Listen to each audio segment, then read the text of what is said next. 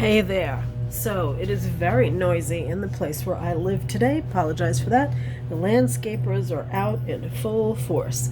Okay, so today I'm actually going to be practicing the scientific method on this piece that I've been working on.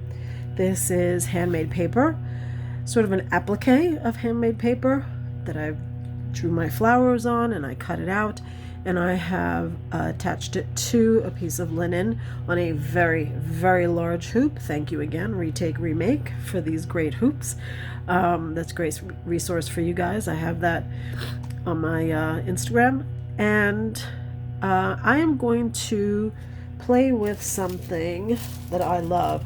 These are pieces of art tissue, also used to be known as bleeding tissue paper, which is kind of cool because, as you know, you've seen this on my Art Out of Anything videos, other projects, the ink is very saturated and it bleeds out when you add water to it. So it creates this beautiful watercolor effect, right? And the thing I love about it is that you never know what's going to happen or how it's going to come out. So today, my hypothesis is that I will get some nice muted colors over the handmade paper. I don't quite know what's going to happen with the fabric, but we'll see. And here we go. I'm going to try it out. Now with these tissue papers, the darker colors work way better. They have a lot more pigmentation.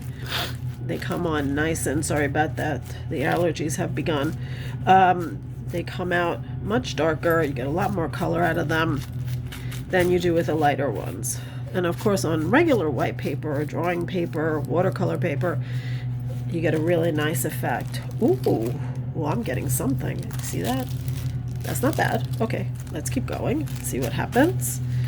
And I just, like I said, these are the purples, the reds, the dark blues. Those are the ones that you're really going to get some really nice coloring from.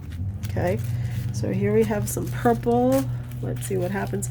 And you know, like I said, if you've visited my YouTube channel, Art Out of Anything, you've watched me do videos about this. And what I usually do after I use all this paper is that I let it dry. And then I use it for collaging because it's usually beautiful mottled colors and they look so pretty. So I'm just going to throw that over there. And then I'm going to take some teal. This teal is really pretty. Let's see how, I don't even remember using this before. So let's see what's going to happen here. And you know, I'm not expecting like this really, really deep color. I'm just expecting kind of a wash. Wow, but that one came out really deep. Sorry. I was really surprised about that. Oh, I like that. And look, we're getting some color bleeding onto the fabric, which is very, very cool. I really like that. So that's a nice surprise. So I think my hypothesis is working out pretty well, right? So I'm going to put it on top of the purple too, because that's what I like to do. And you might be asking yourself, Patty, why don't you just use like watercolor? I could, but as I said, I like experimenting. I like trying out new things. I like figuring out how things work. What's going to happen if I do this? What's going to happen if I do that? You know, what's going to look better? And I just like the idea of, again, using things not for what they're meant for. I like to see the connections in things. And as I said, as I always say, art is math, art is science. And this is definitely, you know, I'm sure there's a scientific reason why all these colors come out like this. And, you know, depending on how much water you add and how saturated the tissue paper is and the fabric that you're using or the paper that you're using, how much it's going to soak up of the water versus how much it's going to soak up of the color, pigmentation. So all of those things, I don't know, it's really interesting to me. And I like making organic. I like things to happen organically. I like to try things out and just see what happens. Sometimes I have a plan, but it doesn't always end up the way I expect it to. Now this red is surprisingly not glue is really not giving me any color, which is interesting because I tried it out on a piece of paper before, and and now it's got nothing. That's interesting. Let's see. Let's go back to this teal, which is really nice. Yeah, that's coming out nice. I'm gonna add a little bit here. And let's see if I can add, so it almost looks like tie-dyed, right? It's kind of cool.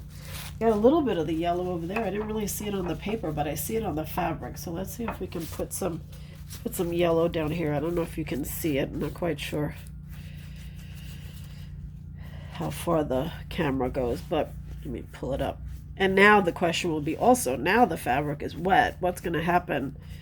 You know, I'm going to have to re-stretch it to make sure that it's nice and taut when I go in with my thread again, because now what I'm going to do after this is I'm going to add thread, more embroidery to this piece. Where am I going to add it? I have no clue, and I'm not quite sure what's going to happen yet, but the fabric and the thread will tell me, and it'll end up exactly, hopefully, like what it's supposed to be, right?